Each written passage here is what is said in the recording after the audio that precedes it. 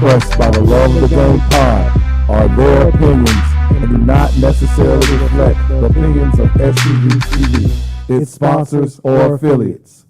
Ooh, we had to get that out there, right, fellas? Because look here, let me tell you, please, to those that's watching, anything I do say within the next hour and a half, do not hold SUV, its affiliates, and sponsors accountable. Look me up because ain't no telling what I'm gonna say. Hey, we gotta get the pleasantries out the way early, dog. Gotta get the pleasantries out the way. Hey, it's the Love of the Game Reloaded. We back in this thing, fellas. Got another great week. Great week. I'm laughing because I pissed off the whole world last week. We're going to get into it, man. We're going to get into it. I promise everything's all good. I'm still here. We didn't get canceled. This is episode 2, and they haven't retired the show yet. Let's celebrate. Every week that Marcus doesn't have to hold a press conference following our show right. is a great week, man. So we have something so special for y'all this week. So special for y'all this week. If you are a longtime listener of the Love of the Game podcast, you already know. Episode 1, there were names that we mentioned on the show that we showed love to. At the very beginning of the show, that's responsible for the Georgia basketball scene being as great as it is. And we got one of the names that we mentioned on episode 1 on the show this week. Let's go. Let's go. In the building. Hey, man. To my left, former state champion, future state champion, my brother from Ben Hill, Coach Cabral Huff. What's going on, brother? Hey, man, we locked and loaded for this one. Shout out to our boys, Locke, Bryce. They out this week, but on vacation, doing it big in Vegas. Doing it big, but we still here. They'll be back. So we had to bring in some heavy hitters. We had to bring in the heat, big dog. Had to bring in the heat. I'll go with the man on my right. No stranger to the Love of the Game Army, to the Love of the Game family.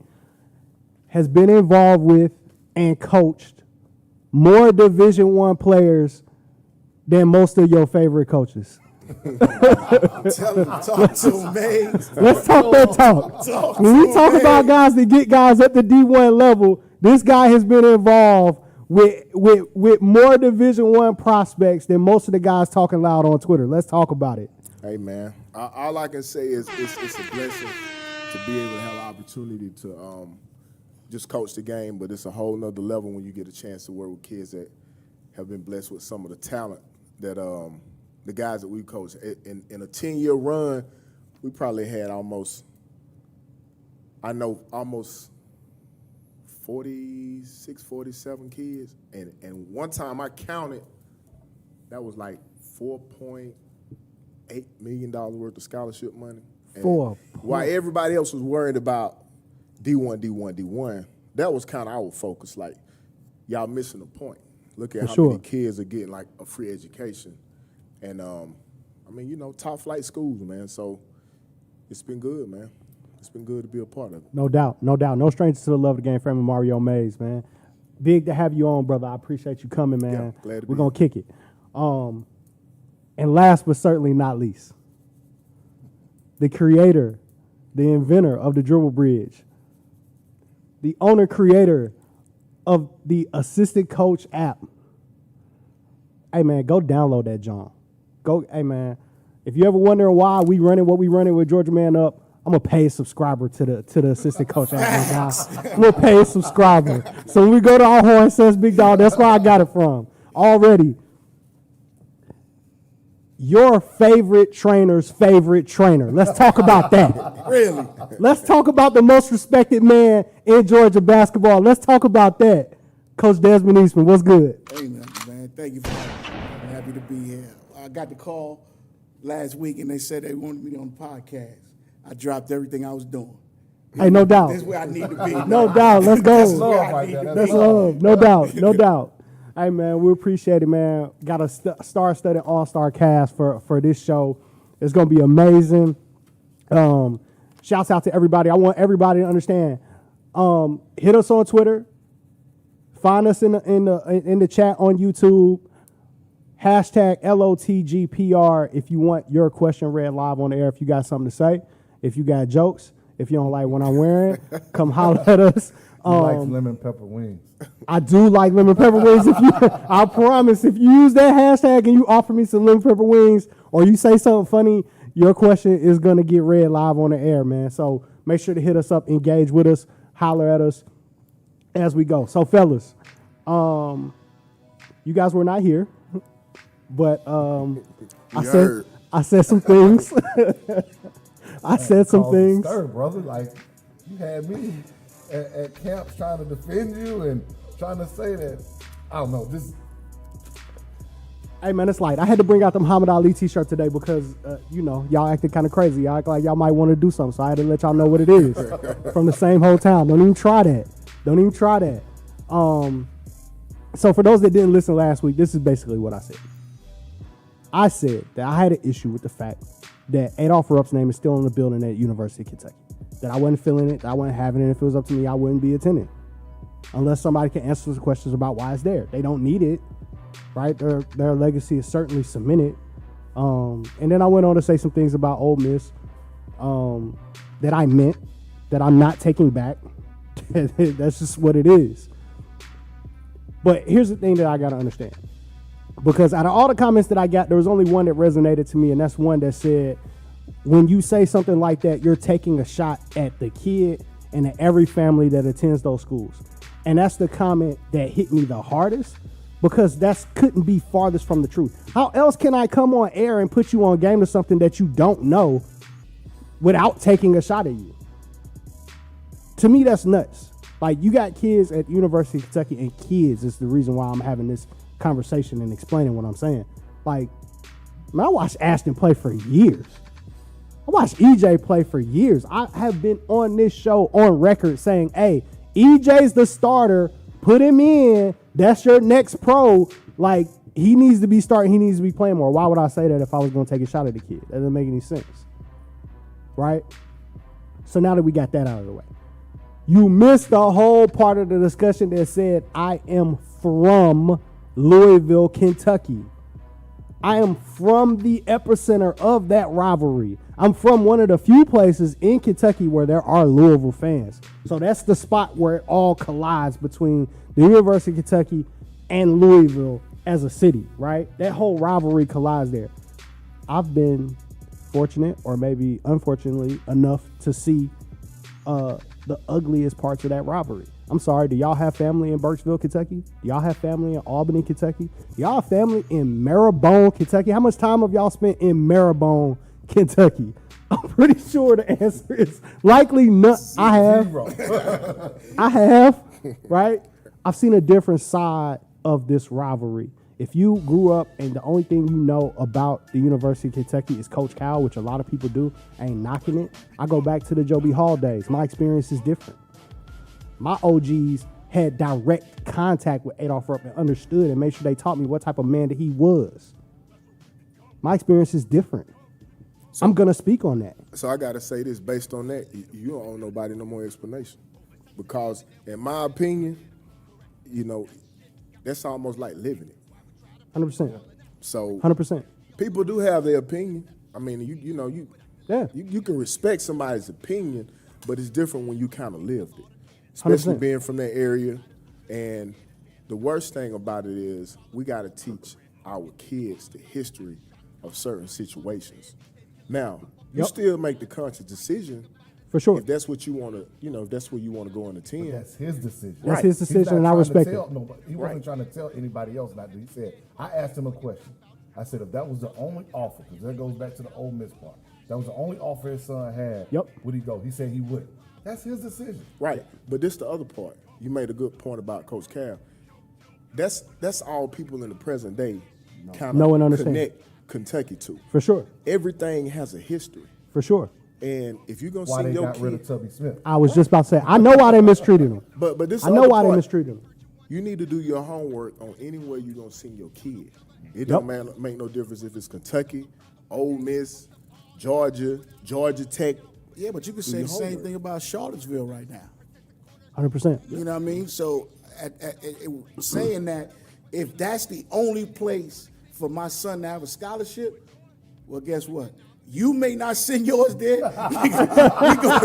we going to make a change.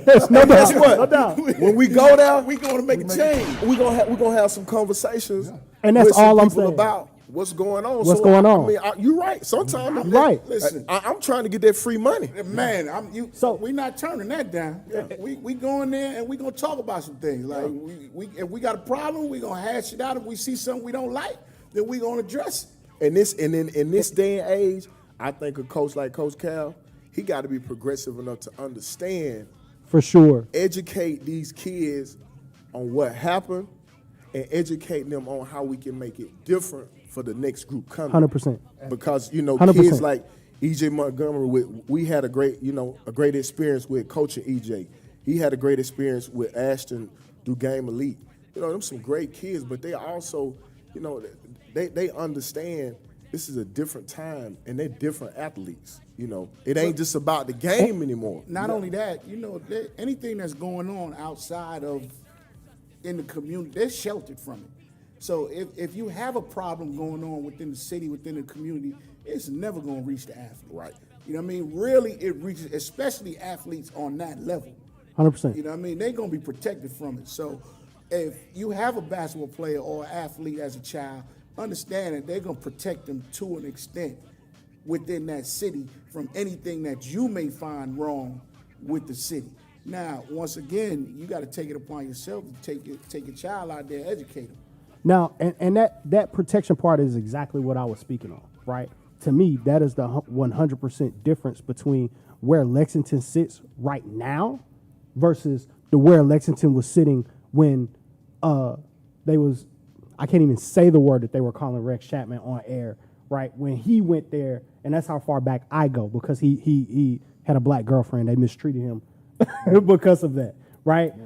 That I go back that far. Lexington has changed a lot because of the Rick Pitino's of the world, the Coach Cowles of the world, mistreated Tubby Smith. To me, won 70% of his games. Shouldn't have been fired, but I understand how that goes, right? But that is the difference how I feel between Lexington and Ole Miss right now. It's the protection of my kid. I don't want to send them someplace where I feel like it's unsafe. And to me, if you have standing monuments, right, to people who are openly, I'm not talking about people who did questionable stuff. I'm talking about people who are openly racist, where there are open race issues. Like, I don't understand why it was such a big deal for me to say that I wouldn't want to send my kid to that type of environment. I'm in charge of protecting my kid. Now, I ain't knocking nobody for going to get the bag.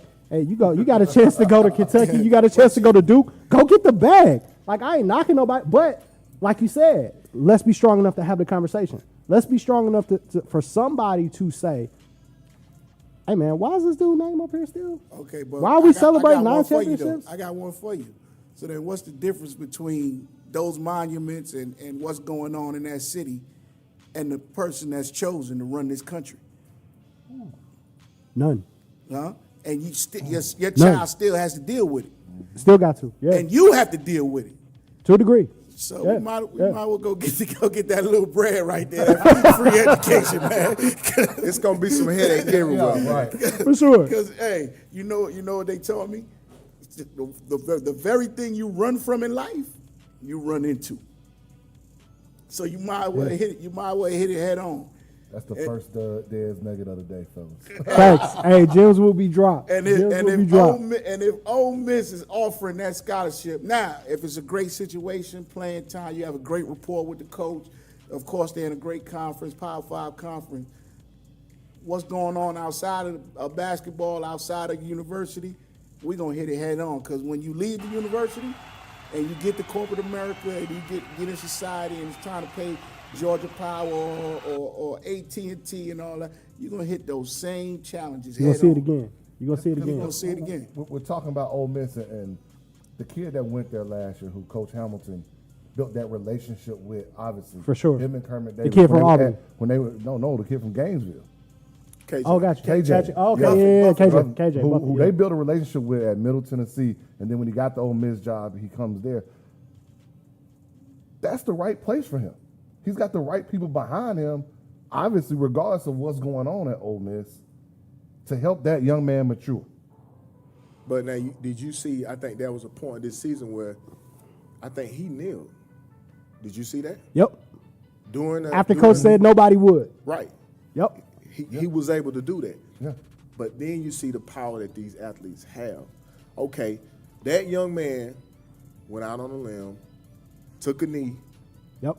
And I don't think anybody done anything to him there. From the standpoint of the coaches, they didn't penalize him for being able to, express his opinion on how he felt. So my thing is, we got to be able to make sure that we protect those kids who make those decisions to do what he done, and continue to empower those kids, man, so they can understand. All right, let these people get an understanding of why you kneeling. Not only why you kneeling, what you gonna try to progress this to? What's next? 100%. The regular students, they ain't gonna be able to get the opportunity to do that because they don't have that platform. Right. Exactly. So when you and that's one thing that I know that he had, and I had a conversation when JB was a young guy. I remember talking to him and understanding. He told me early, this was different. He's completely different. Now you see what he doing in the NBA. His thought process is the Players Association, that movement, those things. Yeah, he still got a lot more that he need to accomplish, but you got to look at it.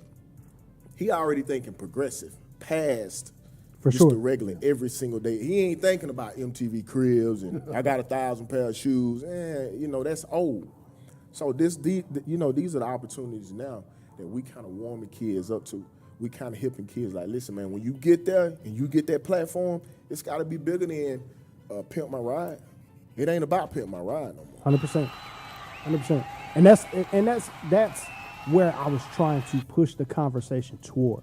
There's so much power in our resources. When I say our resources, I'm talking about our kids, right?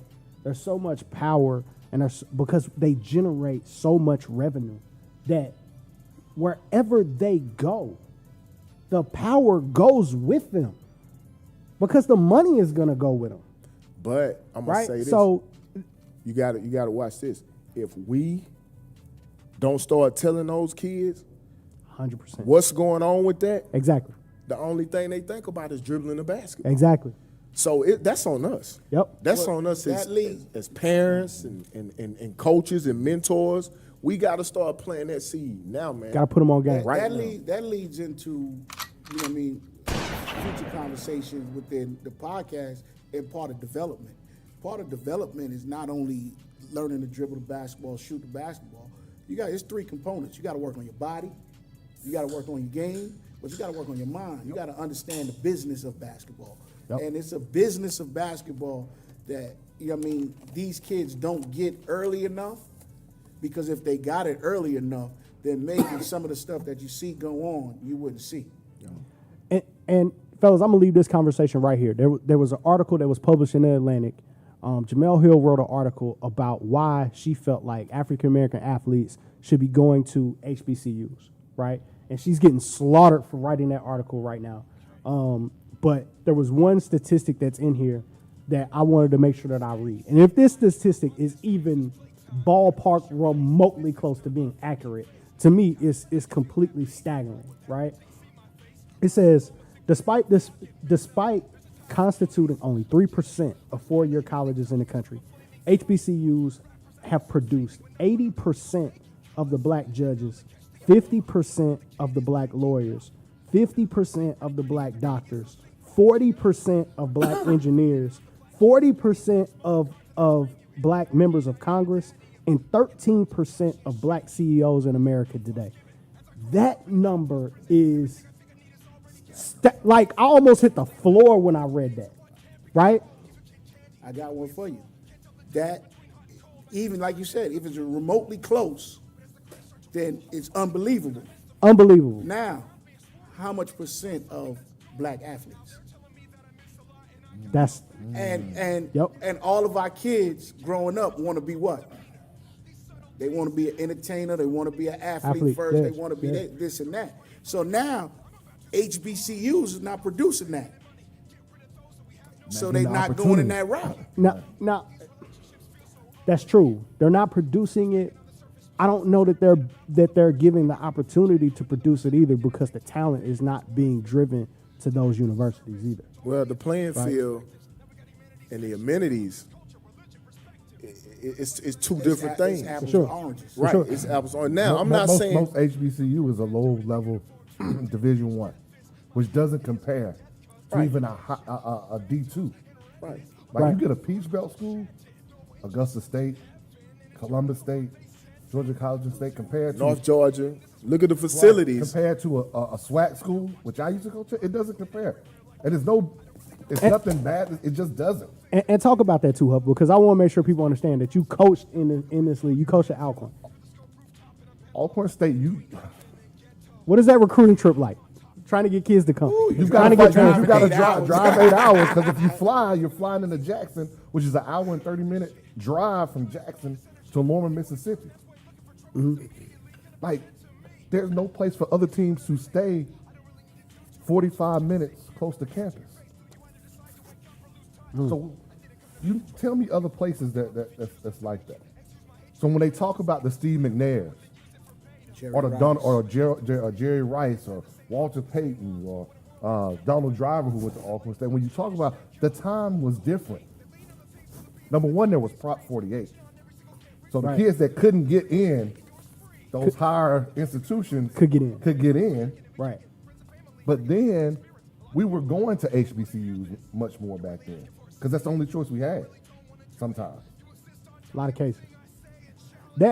I think that is to me is just an important conversation. Far be it for me to tell somebody what to do with their child, right? But I think those numbers are absolutely staggering, especially for the core group of people, the old school guys who say, "Oh, one and done is bad. Oh, don't just focus on basketball. You got to have a backup plan."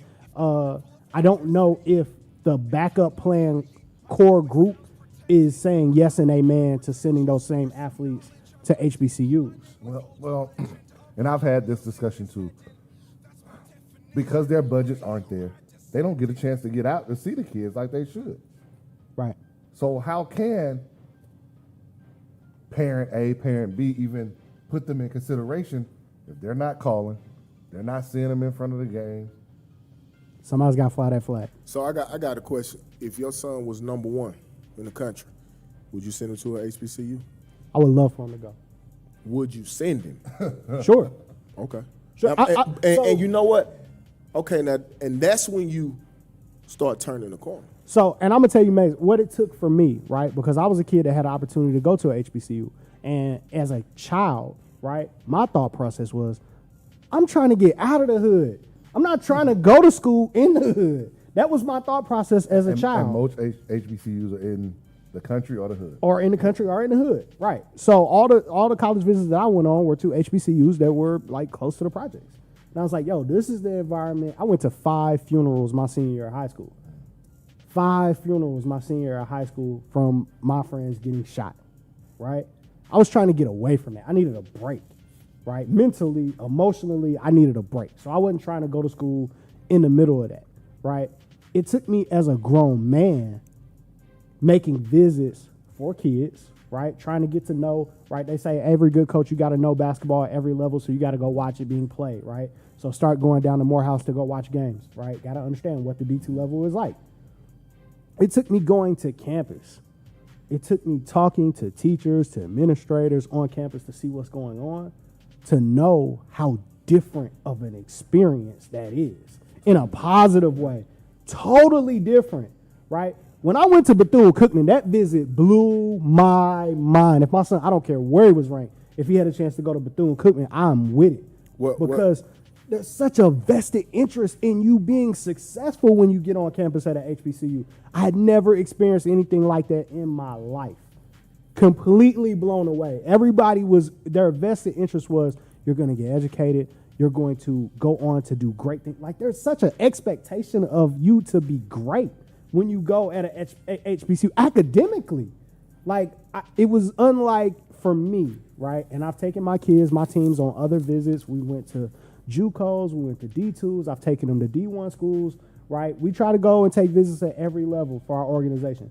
To me, I haven't seen anything like the visits that I've been on at HBCUs. No, the amenities ain't there. When you go and walk in their dorms, It don't look. Hey man, I went to University of Louisville. The dorms on the HBCU campuses today don't look as good as what Louisville had in 1998 when I was there, right? So yeah, the amenities aren't there, but man, that field, it feels totally different. It felt totally different to me, and it changed my whole thought process around being at a HBCU. And maybe that's bad basketball business, right? But I'm looking at in the long run and saying, man, you know, these numbers on top of that kind of blew me away. Yeah, I'm definitely, the numbers definitely, I read the article. The numbers, I didn't believe it at first. I was like, wow. But it almost seems like there's no way those numbers are that. I just, like I said, I thought about the other component, you know what I mean? Right. Which is why the athletes didn't go there. For sure. You know what I mean? One of the problems is the NCAA. You know what I mean? The way the NCAA is structured, it's not structured for those schools to be successful. Right? It's not. And it never will be. It's not. And it's harder. Not when you got to go on a 15-day road trip to start the season. Because you got to make 500. Got to make that money. Plus money so you can support your budget. And it's way tougher and let's be real, right? Could a lock one and done, I'm the best player here and everybody knows it, no argument kid go to a HBCU and still go pro? Yeah. But definitely it may be harder for a top 20 kid. I think you need a Fab 4 situation. You're gonna need more. I think you're gonna need more than one, I think. We need 3 kids. But I think more than anything, one thing you got to look at is the people that's the 1% or the 5% in the world that's loaded, especially from our communities, if they take some of that money and drop some of that money into those schools to new help ball game with the facilities and help with the financial situation, you know, maybe that can change. New ball game. So let's get it, fellas. I want to move from that when we talking about players and we talk about the development of players. Let's go to our All Eyes on Me segment, man. I want to do our full segment and help people understand not only what it takes, since we have great coaches here right now and we have one of the best player development specialists on the planet right now. Let's talk about what it takes to develop a basketball player. I want to ask this question. Is player development the same for every player that you get through your door? Are you lining them up doing the same drills? Same? Oh, no. It's like wearing the same outfit to the party. Can't do that. I go to the club, I'm wearing it. Where Gucci Man got to have some sauce. You got to change the sauce. Player development, it starts even before you even get the kid on the court. Because what you got to do is you got to sit there, you got to analyze the kid. You got to identify his strengths and his weaknesses. And your job as player development is, I want to make his weaknesses his strengths eventually. And you have to get him to buy into that. Now, you know what I mean?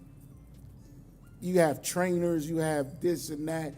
I don't consider myself a trainer because to train, you're just staying at that level. You know what I mean? And you're just staying the par. You know what I mean? We want to go above and beyond. I got what I consider a dangling carrot. And I'm going to dangle the carrot in front of you. And they never make it to that carrot. Tell them about the carrot. So I'm going to never make it. Hey man, listen, we got an Olympian. We got the number 1 pick in the draft. We got number 3 pick in the draft 2 times. We got, hundreds of college players, you know what I mean, pros, but you know what I mean, this carrot stay moving no matter who you are. So when you actually get there, you like, yeah, now what? What you mean now? What is up here? You know what I mean? We set the marker and we continue to move that marker so that, you know what I mean, you would never achieve it, but the success that you achieve along the way is far beyond what you would ever imagine, you know what I mean, when you first entered the program. You had a couple of guys when you talk about dangling that carrot, man. Let's talk about a couple of these guys specifically, man. What was the journey of a guy like Jaylen Brown like? I know when I first saw him, right, I could not believe the kid was in high school.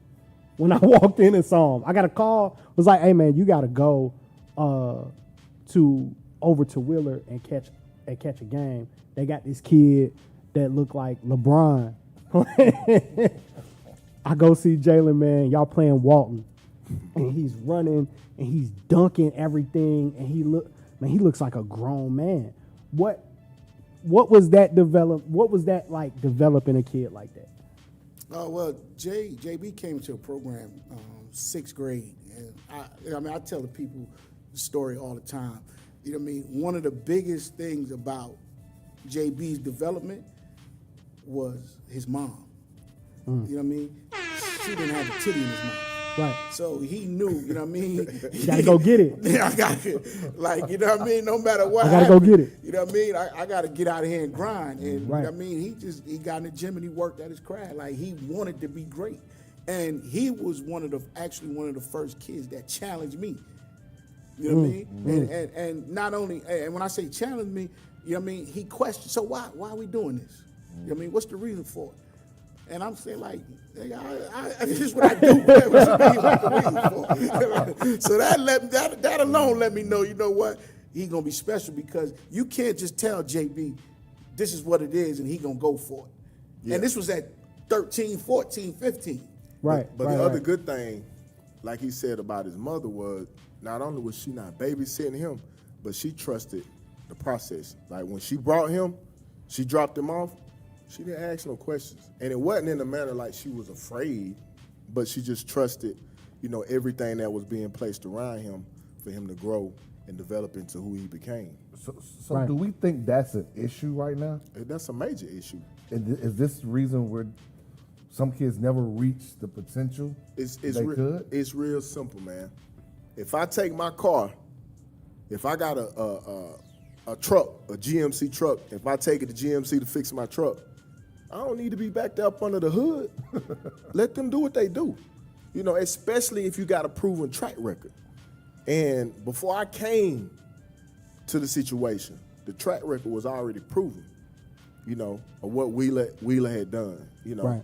So you got to understand, like, that's like going in the dentist's office telling the dentist, look, I need a calc, but I want you to do it. Like, nah, if you need a calc, you need to lay back and let us do what we do. So I think that's one of the biggest things, man. And it was a point to where, like, kids they knew what it was, okay? I'm coming here and I expect to get this, this, and this. And that's when it was fun. You know what I'm saying? When people knew what time it was. Another aspect of JB and his development was his loyalty. You know what I mean? If his loyalty wasn't what it was, and if it wasn't embedded in him by his parents and by his family, the success might not be what it is. Because as a freshman, he didn't play at Wheeler. He barely got on the floor. Sheesh. You know what I mean? Now, any other kid, they transferring. Out They of there. gone. Out of there. You know what I mean? Yeah. But what he did was, you know what I mean? You know what? I'm going to teach you, coach. Yep. I'm going to teach you a lesson. And the lesson I'm going to teach you is, you know what I mean? I'm never going to sit nobody bench ever again. You know what I mean? And that was him. That was the challenging part. That was the challenging part. So now he like, you know what? Instead of you calling him and saying, JB, we need to work out at X, Y. Coach, we need to work out at X, Y, Z. So now he set the table. And now he becomes a leader. And watch, I'm going to give you this story. His 8th grade summer when he came in the gym, there was 3 kids that was freshmen that was in the gym that year. Daniel Giddens, who was 6'8". He might have been, top 10? Top 10, Keywan Johnson, who was really player. the number 1 player in the country. And then JB, who was behind supposedly all of them. Out of all 3 of them kids, guess what he said? That's the one. And I was like, you sure? That's the one. He was about 6'1", 6'2". He was long. That was at the beginning of the summer. When the school year started, he was about 6'4", 6'5". We go to Woodstock. Me and him jump in the car. I'm coaching the JV for 2 quarters. And at that time, like, the JV played in one spot and the varsity played in another spot. So he's splitting time. 2 quarters JV, he gonna play 3 quarters with the varsity. So we go up the road. He say, Mays, let him rock for 2 quarters. Just let him go. I said, all right. So we jump out there. Woo! When I tell you this dude dropped a quick 20 in 2 quarters, and he scored every which way possible. I'm talking about to the rim, mid-range, on the bounce, off the 3. He scored every way possible. And he was sitting behind the bench. And every time he would do something, I'd turn around and go, let him go, let him go, let him go. There was probably 3 minutes left before the end of the second quarter. And I was like, nah, man, I'm finna take him out, man, because he had did everything that you could expect. Like, wasn't nothing else to do. So when we got in the car, me and him was just like, it was the quietest drive ever from Woodstock. Because we were like, hey, man, we got something. So we get to, hey, listen, Lip, this is it, man. This is the one. I mean, and the rest of it is history, man. So, Coach, you telling me you got the number 1 player in the country. You got another player that's probably top 10, top 20 in the country. And you point to the guy that nobody knows yet and says, this is the guy? I'm always taking the underdog. He got the easiest fight because nobody knows him. You know what I mean? So everything that he does is for him and to get better. You know what I mean? When you already at the top, it's hard to motivate and it's hard to push, you know what I mean? Because they're already getting all the accolades they believe is successful. You know what I mean? So give me the kid that got something to prove, and I'm going to show you a pro. And mentally, the way he put it together, like, he just kind of drew up a hit list. So we got to play this dude, this dude, this dude, this dude. And it was like he was pouring gunpowder on him. You got to go at this dude head, this dude head, this dude head, this dude head. And if he didn't get it done, nah, you ain't ready. And that just fueled his fight. You know what I'm saying? That just made him to the point where he was just like, I am ready. I'm putting in the work. Well, if you putting in the work, when you get on the floor, your game got to translate against these top kids in the country if you expect to be here. And mentally, man, like, it's funny because I look at him and I remember me and him saying, like, man, that dude, it ain't nothing he ain't really seen. Because he had been through everything. That was at a time when we were still playing. I mean, like, literally, we were still practicing against the kids. In open run, we were still playing. And winning. Yeah. And we was throwing these. You know what I'm saying? It wasn't no babysitting. Like, we was bringing tears to their eyes. After we whoop them in the head, then we'll bring them back to the office and say, listen, man, this is how this going to go. He might get mad at me and think he going to get around me. Guess what he say? Nah, man, I'm not going to babysit you. If he told you this is what is going on, this is what's going on. You know what I'm saying? So we had such a great chemistry just as a complete staff, like everybody there. Right. You know, and we all trusted what we were doing. And that's the other thing, like when you're talking about a kid who made it to number one, arguably number 1 in the country, everybody got to kind of be on the same page, and it can't be so much of, well, it's my show with this kid or it's my show with this kid. Nah, we felt like we in it for the best interest of this kid, and we knew everything that we knew, you know what I'm saying, just from the standpoint of the developer. I wasn't worried about what he had going with him because I knew he was going to support what I had going with him too. So I have so many questions. Come on with it, man. Come on with it. So many questions. Okay. Mom drops off Jaylen Brown. He's in the gym with you guys.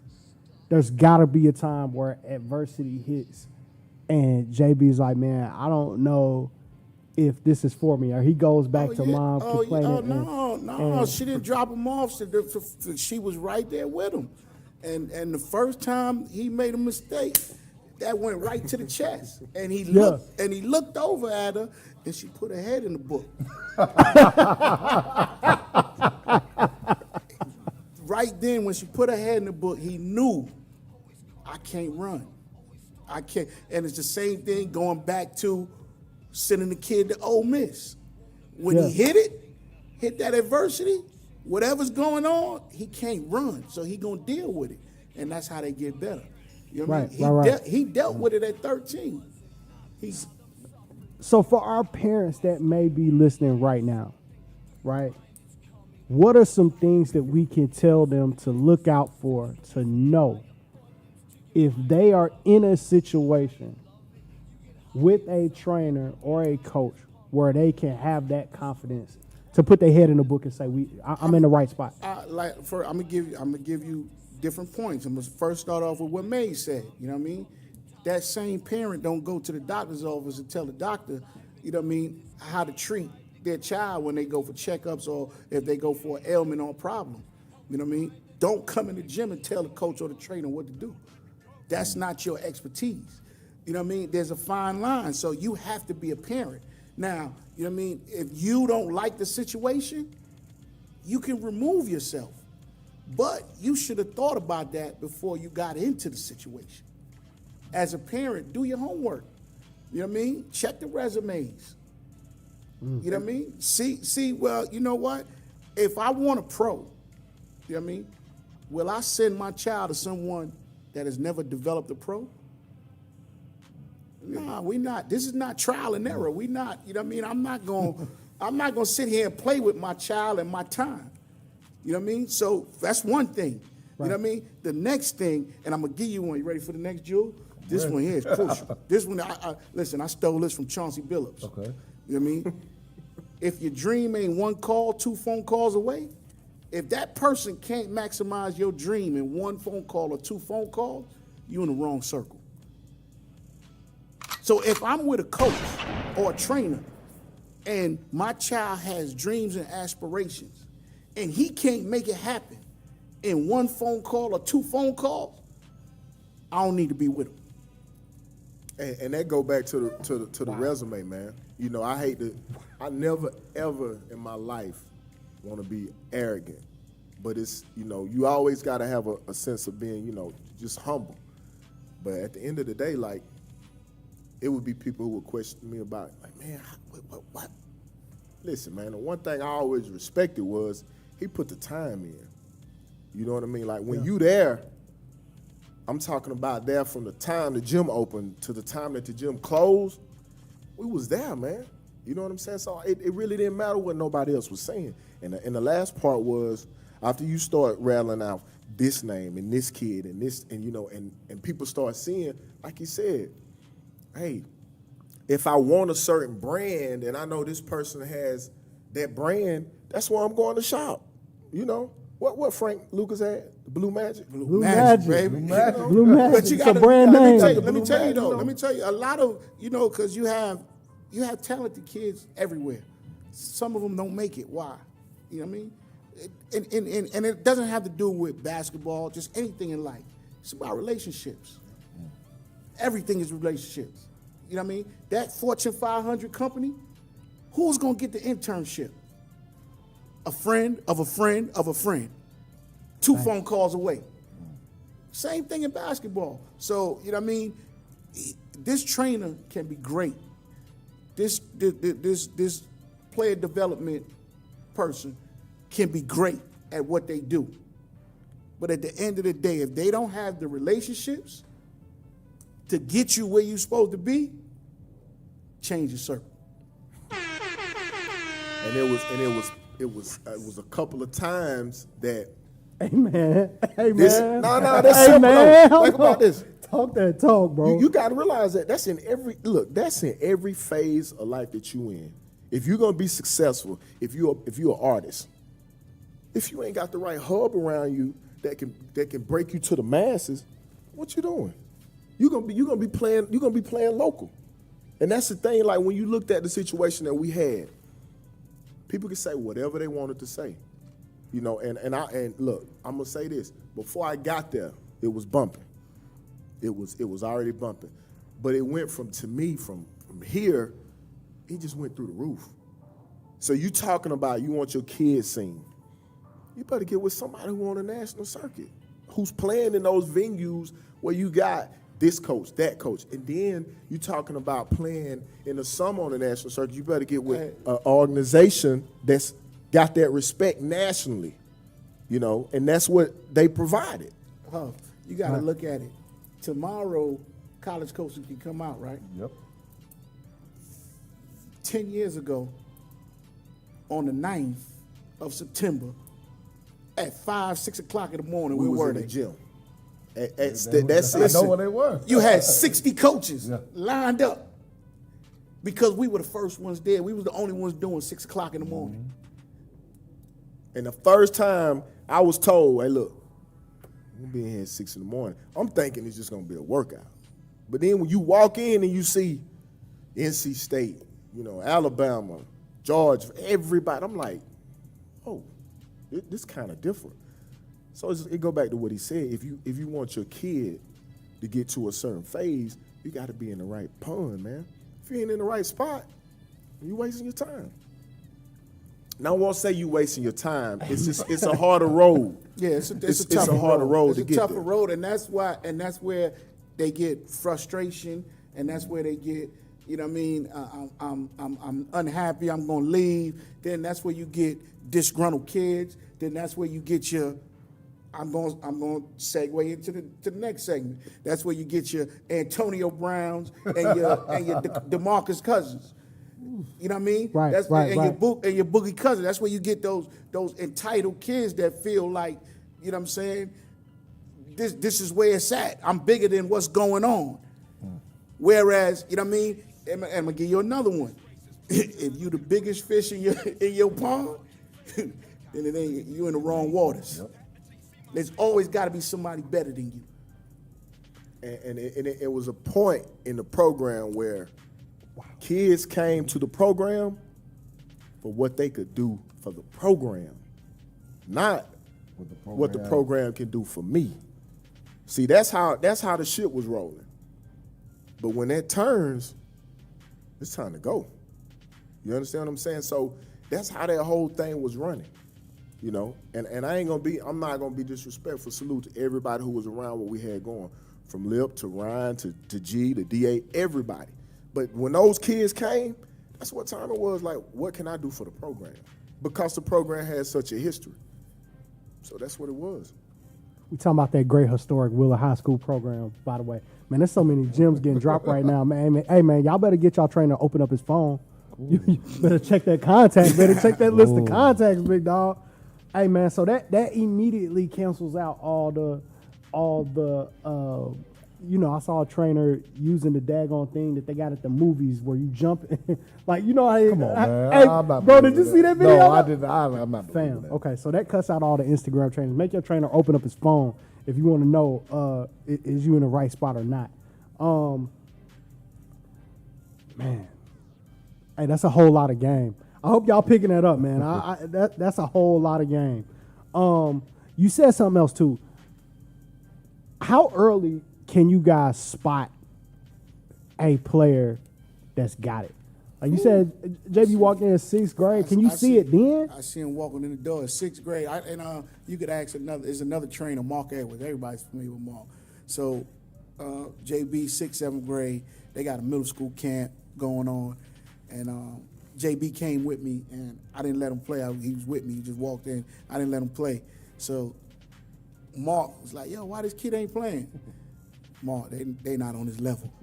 so now Mark looking at him like, come on, man, what you doing, man? I said, Mark, these kids ain't on his level.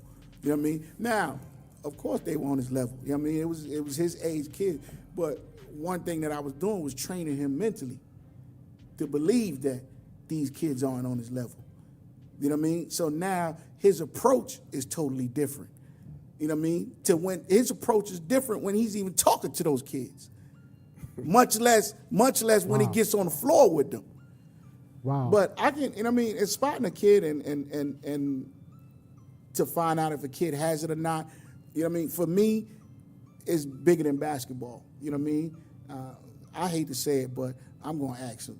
Grandparents, you know what I mean? I'm going to ask the size of your on your mother's side.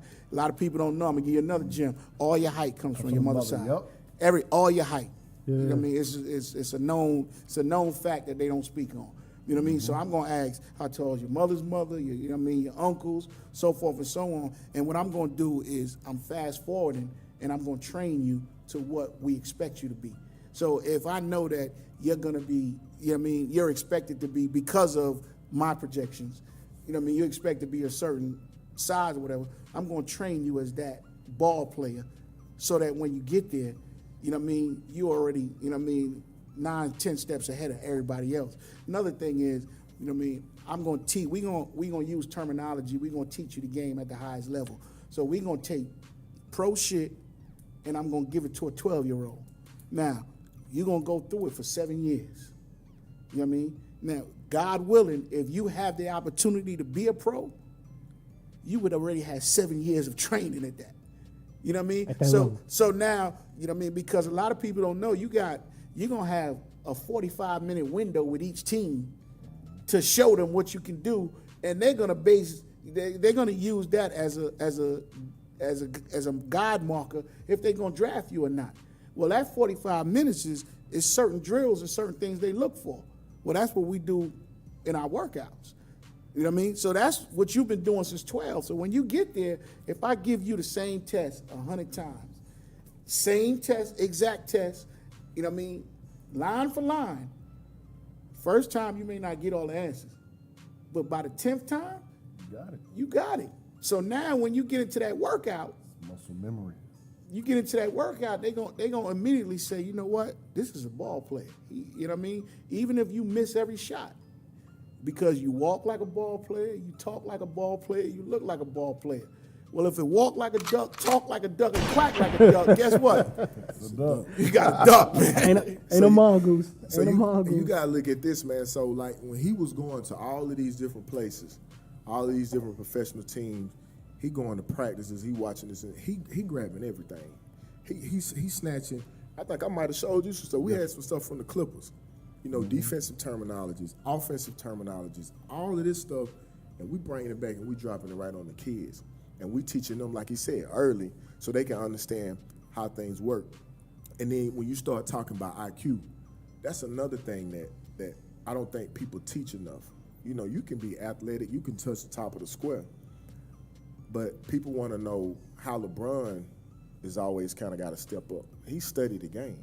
You know what I'm saying? We would go into films. Man, we breaking everything down in films. Positioning. Why you out of position? Why you not on the nail? In that split second, when that ball rotates and it moves, if you was in position, you wouldn't have got that last foul. So, you know, we taking kids as soon as they came into the program, and we giving them everything that we can. We had a playbook, man. How many plays we had in the playbook? Ooh. I mean, we had too many plays. Like we was arguing at one time. Like, wait, man, it's too much, man. You know what I'm saying? So we let me tell you how slick we was at a point. We couldn't get film on other teams. Nobody wanted to trade with us. So we would have to be creative and find ways to get film, and then we would try to change plays just about every 5 games. We would try to throw about 3 to 5 more plays at the kids. And at a point, it was like, man, that's too much. But one thing he was saying was, if you go to the next level, you're going to have to be able to keep up with it on the next level. There are colleges that have 200 plays in the playbook. See? So you got to think on a high school level, we was mashing the gas. Like, man, look, we had a section in the playbook, zone plays. We had a section in the playbook, man plays. We had side out of bounds plays. We had out of bounds underneath plays. I'm not talking about 1 or 2 sets. 20 and 30 in each. It was a game we went to Etowah. Avery Patterson had maybe, I think he hit 8 or 9 threes. He hit 5 threes off a side out of bounds call. 5 threes off a side out of bounds call. Like, that's how in tune with what we were doing with these kids that we were. But we had to do that because everybody else was, you know, shooting for what we was doing. Hey, man, that's tough. That's tough.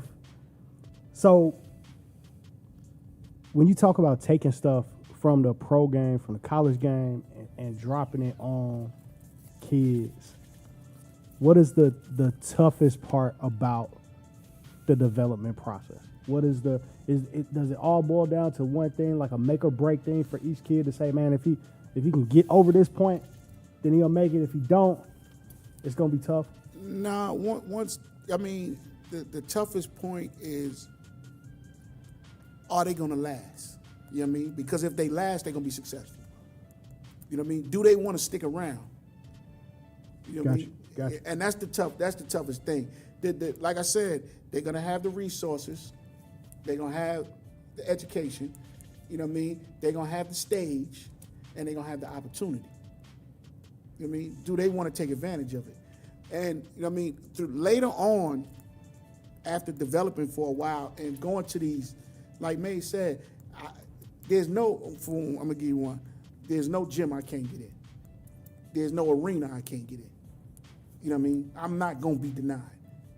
You know what I mean? So I'm gonna go to a pro practice.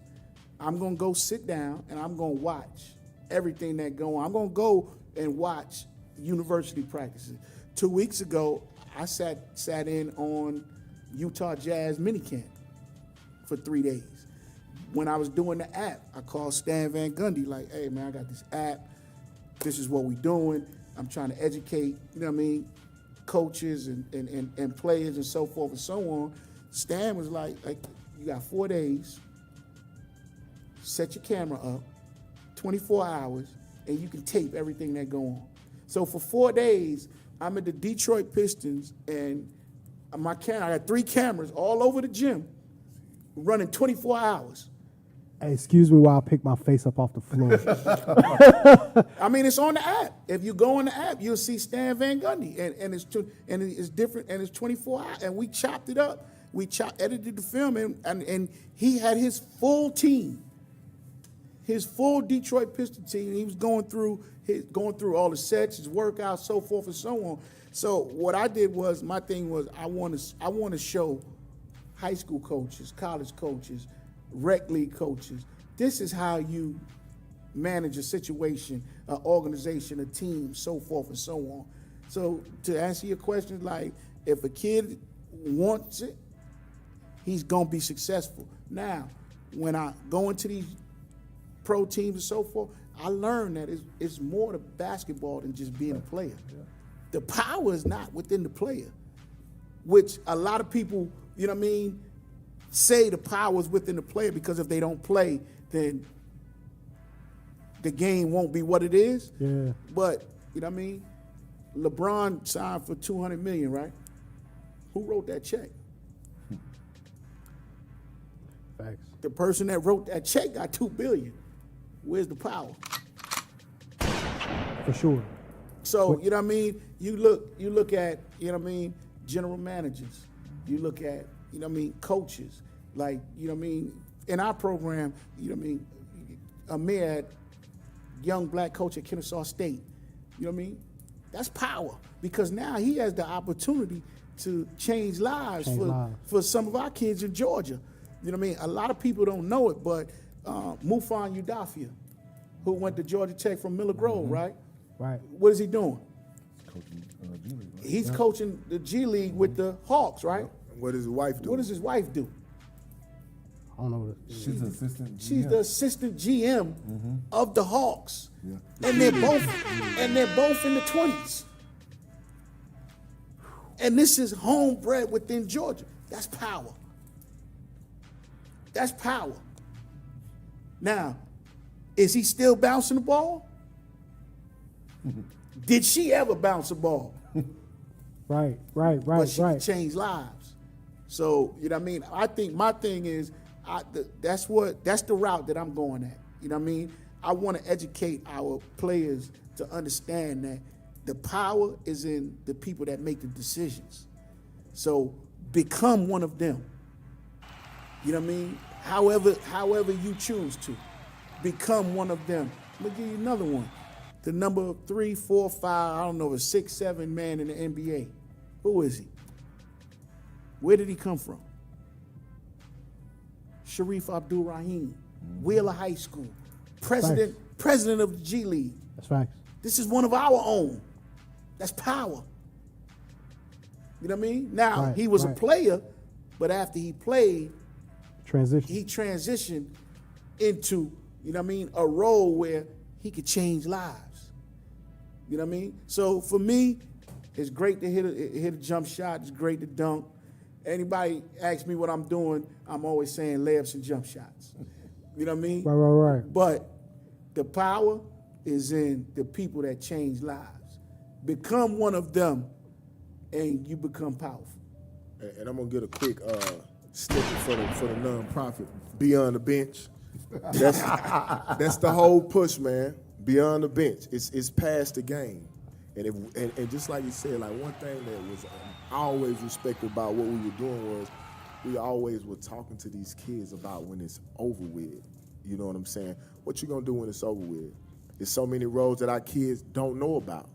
Now, with people who came from the same hub that they were in, they're gonna get an opportunity to see what you can do when this game is over and how now you can be able to call shots and open doors for the next kid from Game Elite or the next kid from AOT or the next kid from the Georgia Stars. Like, this whole community, man, if everybody could put their egos to the curb, man, we could be able to continue to keep something going. 100%. That, like, people talking about Georgia basketball, yeah, it's good, you know, competition-wise and player-wise, but just listen to what he just said. That's Georgia basketball. All those kids were Georgia products of Georgia basketball. So it's so much bigger, man. And when you can start thinking past just what you doing right here as a coach, and it ain't my ego of how many games I won or how many state titles I won, like, we pushing the needle forward with that whole spiel that he said. Like, we're trying to look past just our own self. Well, to expand on that, Georgia basketball, I feel, is absolute. Can I curse? No. We can't curse. We Is can't. it FCC? Can't bleep it out, man. Come on, man. What we doing, man? Like, do you want me, like, in a workout? I'm gonna cuss. I'm gonna be like, Hey, man, we tried this as PG. I know. PG. Okay, well, Georgia basketball is unbelievable.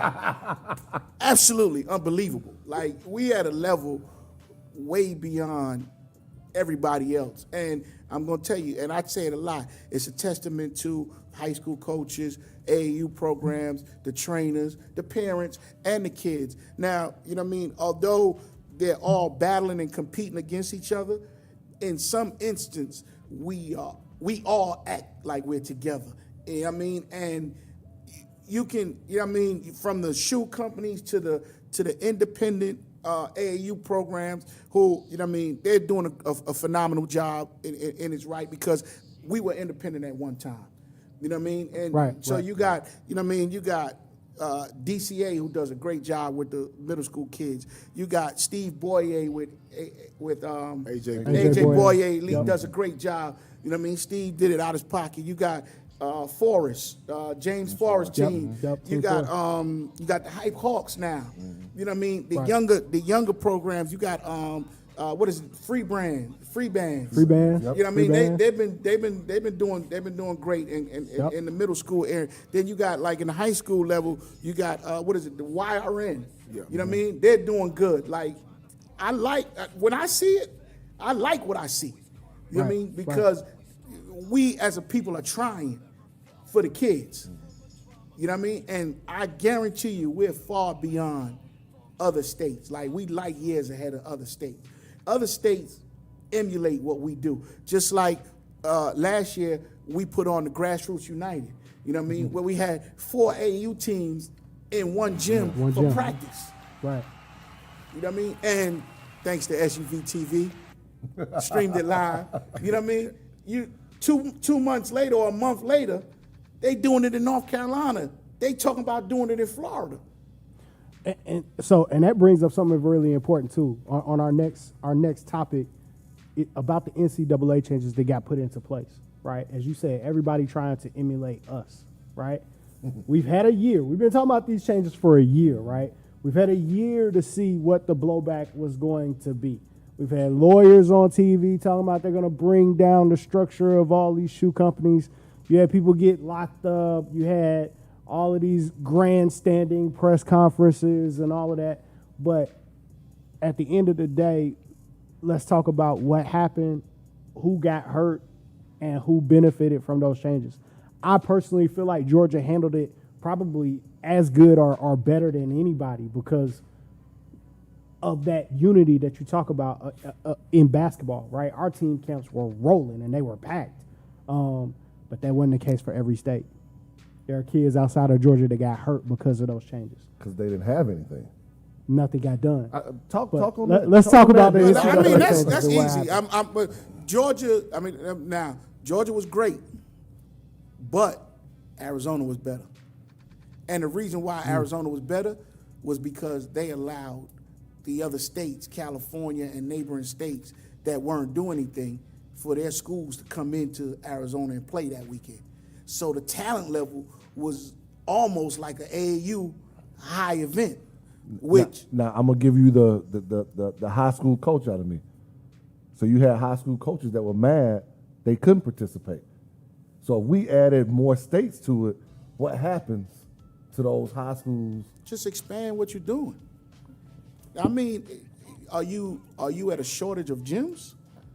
There's a NCAA put where you could have it at, and if you're trying to keep it in a strictly strategic location where they can get to, you are kind of at a premium. But you got to go back to what is this Georgia. all about? If it's all about them kids, man, come on, it's a million gyms around here, man, and they gotta have a bigger vision of what it's really all about. But that's your key, what it's all about. So if a gym, a high school, is trying to charge you an arm and a leg to put on an event for their kids, Why you they get charge? bypassed.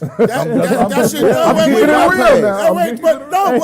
They just excluded themselves. It's like they say, our success need to be one or two more phone calls away. Like that's easy. Like they just excluded themselves. But I feel like the NCAA really hurt a lot of kids with this decision. Oh, they hurt a lot of kids. They don't care about kids. Yeah. They don't care about. Look at the decisions they make. Like decisions they make, they don't sit down and say, let me analyze what I'm doing and how it affects everybody.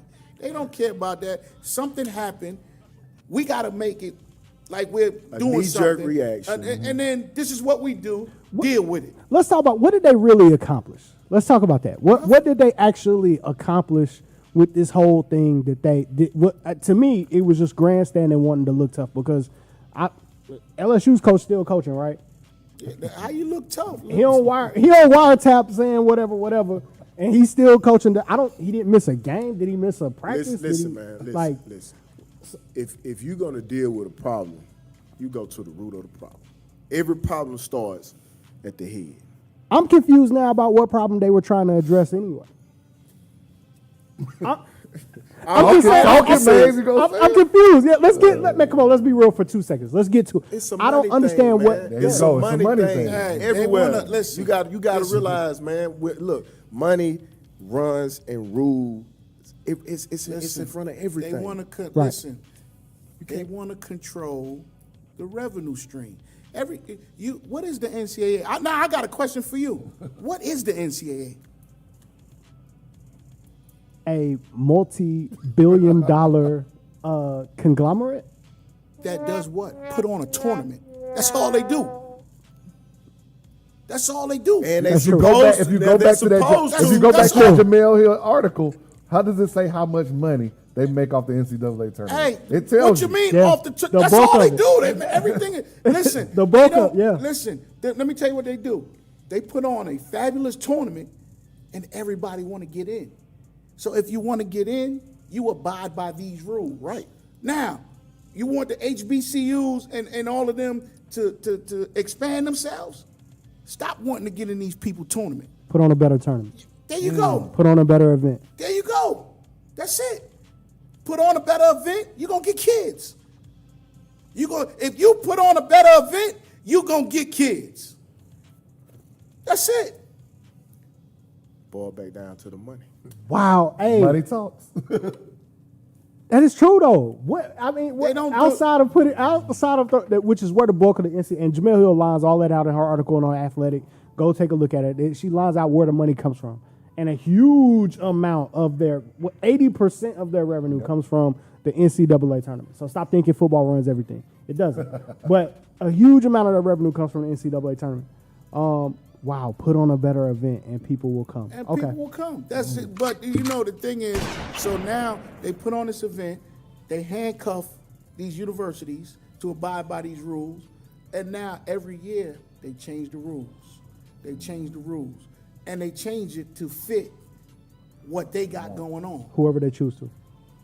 Punishments aren't even for one university breaking a rule versus another university. I don't understand what, personally, this is a personal thing. I understand what University of Louisville did was wrong, I guess, but their punishment to me is not in line with taking a banner down, with all the scholarship losses. You fired your athletic director behind this. You fired your coach behind this. What they did is worse than North Carolina having fake classes. What they did is worse than Will Wade. For a lot of, like, I don't understand the leveling of the penalty. And I'm not, look, you can't take 2013 away from me. I was there. It was in Atlanta. I saw Montrezl Harrell catch a lob that I thought was over the backboard with two hands and smash. I knocked over 3 shots. They were all mine. When he dunked that basketball, you can't take that moment away from me. But you know what that is, right? You do know what that is, right? Is Louisville a blue blood? It depends on who you ask. Don't Don't force me to answer say. the question. Don't force me. Answer the question. Is Louisville a blue blood? No, they're orphan. Y'all gonna make me say that? Family. Y'all gonna make me say that? We a cousin. We at least a cousin. Hey, no, I got one for you though. You wanna eradicate all what's going on? Pay these players, man. Pay them what they worth. It's simple. I'm gonna give you for basketball, and I'm gonna give you $200,000 for each player, right? Right. Now watch this. You give each player $200,000. Say you got 15 players on the team, right? So now we're going. Is that $3 million? Roughly. Give or take. Yeah. Yeah. It's one gate Right. for one day. One game paid for the player. Now you force these kids to pay taxes. You know what I mean? Yep. Now they pay tax. What, they in a 40% tax bracket? Yep. So what's that? $80,000. Yep. So they got $120. Now you force them to pay for school. $50,000. So they're paying just like every other student, right? Yep. Pay their $50. Now they got $70 to play with. Not only amongst them but for their family. Now You know what I mean? now you affecting change in some kid's family who had nothing. You know I what also mean? think they should be able to benefit off their life. Because you got kids that have kids. Yeah. You know what I mean? That have, you know what I mean? So you expect a kid, this is tough for me. You know what I mean? You expect a kid to go out and give you 110%. And his mom lights just got cut off, and she called him and told him right before the game. And you happy with just offering him a free education. And 3 meals. But now, I just gave you this number. How do you offset it?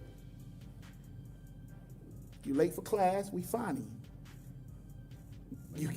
You get your grades drop below a certain level, we fine you. You late for practice, we fining you. You know what I mean? Conduct detrimental to the team, we fining you. You know what I mean? So now you also are producing men, women, adults. In business, you teach them But about life. and it's going to be the same structure when you get to the next level. Yeah.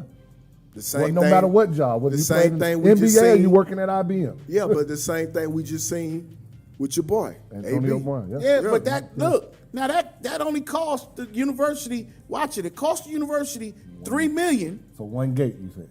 Not only one gate. For 15, they got 50,000 back. So they got 750 back. So it really cost them 2.25. And don't get me going in on the value of that 50,000 that they get back. Oh, we ain't worried about the value. I mean, we're just happy to be here. Don't get me started. But Don't you get me talk started on about now. You talk about we get. Not only are we now, you may have kids that's borderline, and you know what? I don't want to go pro. You know what I mean? I'm comfortable right now. Right. Let me continue my education. Let me continue to develop as a basketball player. And now, you transfer. You know what I mean? You lose your money. I'm not going nowhere. I'm not transferring. Listen, and I'm going to buy in, too. Listen, Right. if my son called me to transfer, we're going to have a discussion. You got to Hey, stay. man, no. Because now it's a different dynamic. Right. You know what I mean? And now you're talking about, you know what I mean, if you deal with something illegal, you losing all of this. Now So now everybody got some skin in the game. You see now what I'm there's saying? accountability. I got too much to lose That's for the me key just word. to pack up. Accountability. Now they're gonna say, okay, Kentucky could afford it, Louisville could afford it, Georgia Tech could afford it, Georgia could afford it, but can the HBCU, can Alcorn State, can Alabama State afford it? No, they don't have that in their budget. Not already railroad no schools anyway. No, that's where the NCAA have to come in, and they got to fund that. Because you want us in your tournament to make it look Right. So now you fund that out of that. What Jamil put? How much ever billion you getting every year? I'm gonna find it. I'm gonna find it because that's an important number. So now you got some people, because I presented that to a couple of people, and they're like, so what about tennis? What about golf? Why are we talking about them? They're not a revenue sport. Yeah, they're not a revenue sport, so they don't fit into the equation. They reported 1.1 billion in revenue for That's what they reported. 2017. That's what they Key reported. word. We know how that goes. Key word. The broadcast deal that goes through 2032 is an $8.8 billion deal. next 3 years. $8.8 billion. And the biggest thing our kids walk away with is some sneakers, T-shirts. sweatsuits. Yep. They got 30 Division Nah, I I was schools on in this TV. article that bring in Right. 30 Division I schools in this article that bring in at least $100 million in athletic revenue every single year. So I can't offer $3 million, actually 2.25 to my basketball team, to the kids. Louisville's basketball program brought in $40 million a season. Once $40 million. again, I can't offer $2 million. Profit. I'm talking about after the bills is paid. I can't offer $2 million to the kids to let them split that up. And hey, I think it's clear it's not about the kids.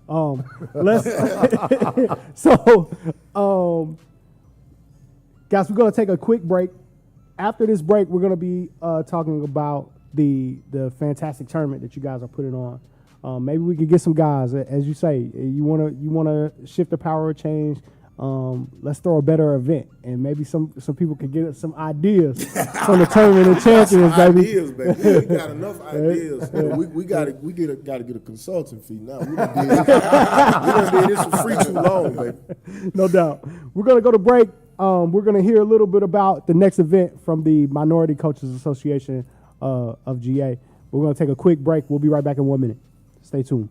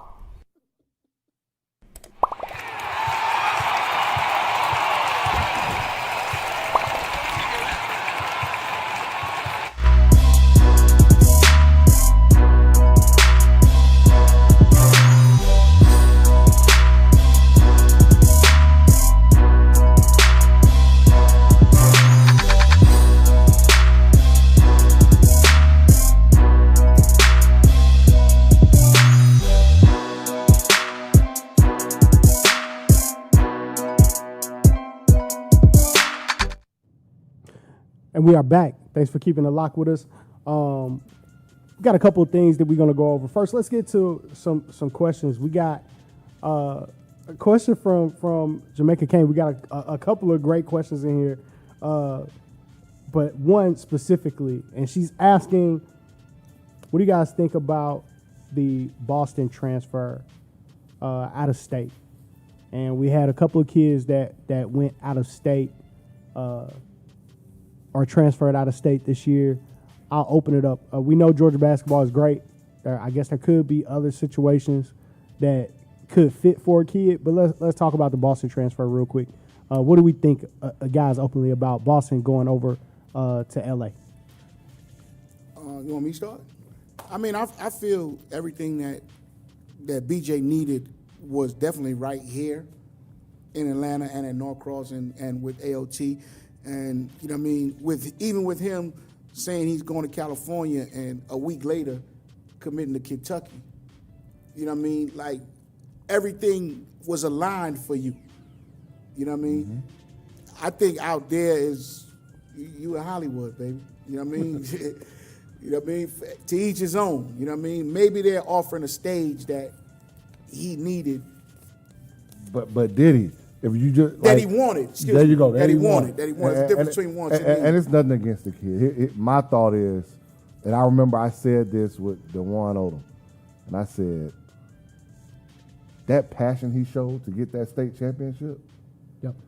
To me, if it was me, that's the passion I would have had if I'm BJ Boston, to win a state championship. Not come close, not be runner-up for 2 years, to go get it when I ride out as a senior. I'm going to tell you this, man. It sucks for Georgia basketball. But I'm not saying whether he should or he shouldn't. Salute to the kid for whatever decision that he makes. But it's like you said, sometimes the stage looks so appealing to kids and parents that, hey, I'm going to get a chance to be right in the middle of everything. You got LeBron James, his son, to be right here playing alongside of, Boston. But I feel like this, regardless of if he would have stayed at Norcross or if he would have moved to Timbuktu, he was already kind of like a made man. You've already accomplished a whole lot. So will this take you even higher? I don't know, because now going you to got Kentucky. Yeah, but look at this though, because when you get to California, it's a lot of guns on that team. So you're gonna have to be willing to share the spotlight with all of those guns. Whereas here, hold on. He's a different gun. I don't care where he go, man. He finna get his. Yeah, and I mean, I don't take nothing away from what he does. Just went to China last week. He put up a 40 ball. So look, it's nothing. It's nothing against what he does.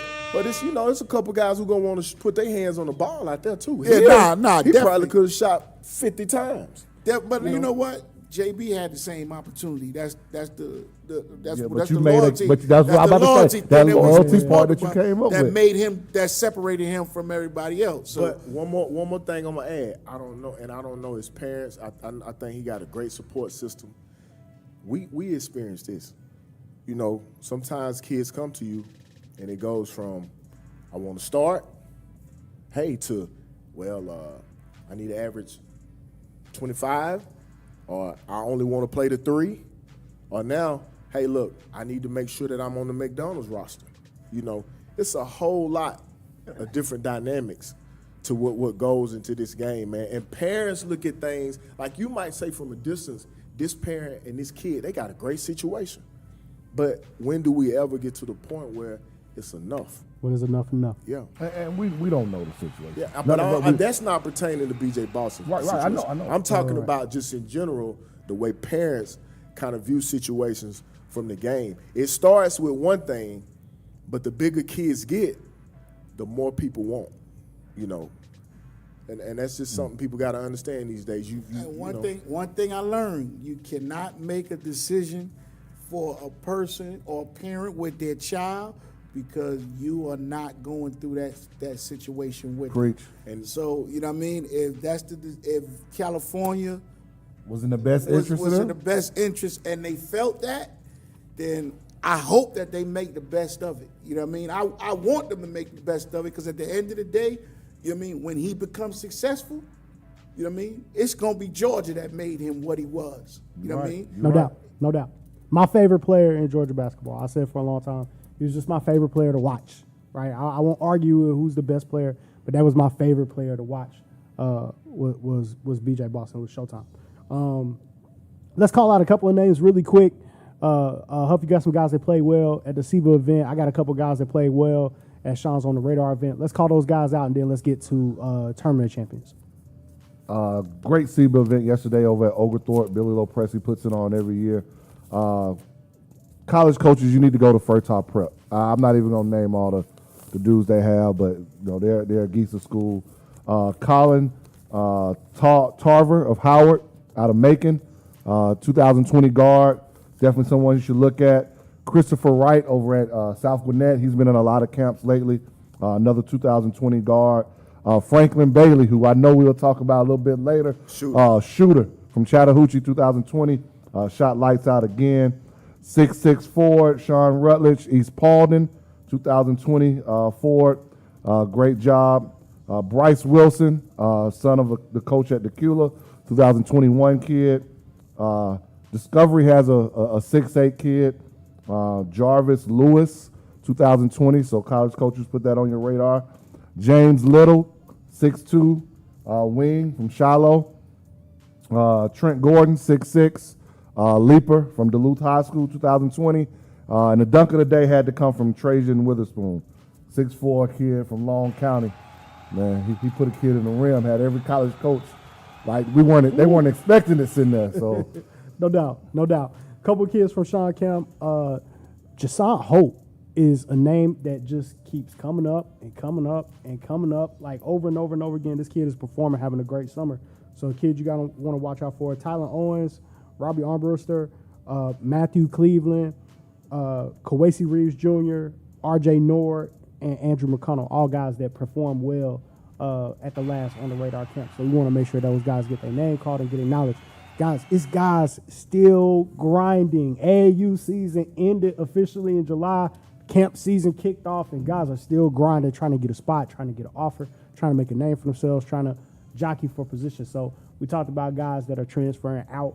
There's a lot of guys coming up that are ready to take those guys' place and reap the benefits of that here in the great state of Georgia. So let's move on. It is that time of year again where our showcases are getting announced. Our preseason tournaments and events are getting announced. And one of the best events that our city has to offer is the Tournament of Champions that happens every year. I consider myself fortunate to have an event like this to be able to go to. Nobody packs out, to me, high school basketball like our city, like our state. I love walking in the gym every year, and it's like a movie, man. I feel like every year I got the phone up. I'm showing everybody, yo, this is the crowd. This is what it looks like in Georgia. And all my family back home in Kentucky is going nuts. Like, yo, this looks like a daggone pro game. And I have to tell them, yeah, it is. There's some pros out here on the floor. But Tournament Champions, God, let's get to the idea of that tournament and where it came from and how you guys put it together or the passion behind it. And talk about a little bit about, like, you know, how it actually came together. We was going to everybody's events. All of the national events we got invites to, because of course we had some great players, and it just came, upon us like we need to do our own situation. It's some great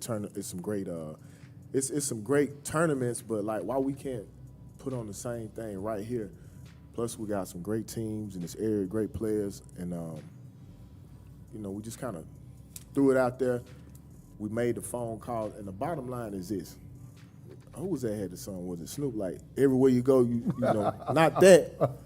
But you see the same, you know what I'm saying? It's the same kids, whether it's the circuit or whether it's high school. So when you know you got something that everybody want to get a piece of, it went real hard, man. And that first year, we was like maybe 2 in the country when we had that team. The first year we decided to do it. So it wasn't hard to get a lot of the top teams to say, look, we want to come down. And from there, it's for us, we, like Meg said, we went down to City of Palms one year, and this is the #1 high school tournament in the country, and it's 6 teams from Georgia. Then we go to another event, it's 4 teams from Georgia. We go to another event, it's 4 teams from Georgia. Okay, so you got, this is the same time now, you got 14 teams from Georgia all around the country dominating these events, but nothing being held here. You know what I mean? So we said, if we can go out and represent the state, you know what I mean, nationally in these events, said, why not do it for our own people? You know what I mean? And why not bring all the national teams here? And it's, you know what I mean? It's better to do battle on your own ground anyway. Right. And like you said, you got to think. You had Miller Grove. If we was in Dayton at Flying to the Hoop, we run into Coach White and that crew at Flying to the Hoop. Norcross, you know, they were everywhere playing. You know, I think Pebblebrook was jumping off, you know, getting the invites. So it was, like you said, man, it just made good sense for us to do something right here locally. And I think it's been great, man. Like, you know, we've been able to have some of the top kids participate in the event, you know, I think the second year. And I still feel like this. I feel like we were kind of the first event that broke that McKeecher group. Yeah. And Sharif was a freshman. That's real talk. You know, unfortunately, we broke them when they broke us in our own event. Set that game. But I'm gonna be honest, man. I was there. They haven't looked back since that point. Yep. And you've seen kind of the tide turn, man. You know, we looking at, you know, we like, man, ain't nowhere in the world. But these guys, they done hit the gas. And I just go back and look at that game. It was just like, dang, this little kid and that crew, they didn't have nothing to lose. They had something in their eyes that day. Yeah. And then the eyes worst part about it was we felt like, you know, I don't think that was really real. But when we seen them in the state tournament, and I'm gonna tell you, when I had a feeling like this kid got something different. I remember right before the half, we playing them. Might have been the Final 8. It was at McKeecher that same year. Now we thinking we know we gonna go and do what we gotta do. It's about 4 seconds left before the half. They got the ball underneath on their end. This kid takes the ball from the baseline to the rim and scores. And I was just like, damn, he might be a little bit different. And you can see. And I wasn't planning on asking you this, man, but that year, were y'all more concerned about Pebblebrook and Westlake that year? Did y'all kind of overlook McKeecher at that point in time? I don't think we overlooked McKeecher. I just feel like, hey, man. Because watching you guys, like I'm in the gym and you see you guys walk in the gym and you see like Colin at Pebblebrook and you got Westlake had those squads with the Lewis brothers and all, and man, I'm in the gym looking around like, man, let me tell you something. You couldn't overlook anybody at that point. But that just speaks to what we're talking about with all of the talent that was here. Like you said, you got a pro at Westlake. Chuma. Yep. You know, Westlake was on that same run. They was out there in all those national events. I think we seen Westlake up in might have been somewhere Carolina or somewhere. We seen Westlake at an event, but you know, ain't no looking past McKeecher. Yeah, you had Green Forest at events. Yeah, Larry. So to all the fans watching right now, as we get into the tournament champions, just be sure to stick on with us. Premiering live right after this show. I want you to check out the first episode of Lab Work. Lab Work is a segment where Coach Dale LeBerry goes one-on-one with some of the best high school hoopers. Catch it live on SUV TV on the YouTube channel. The first episode is going to be Caleb Murphy, right? First episode is going to be Caleb Murphy. Second episode is going to be Eugene Brown. And stay tuned. Eugene Brown is going to be doing a blog on the SUVT website. So be tuned to make sure you guys checking it at Lab Work right after today's show. Premieres right after today's show. Let's get to it. There's going to be smoke in the city. Ooh. It's going to be smoke in the city. We may not hit every bracket and every matchup in full, but I want to hit the important ones, and I want to shout out everybody. If we start with bracket number 1. King of the Hill bracket.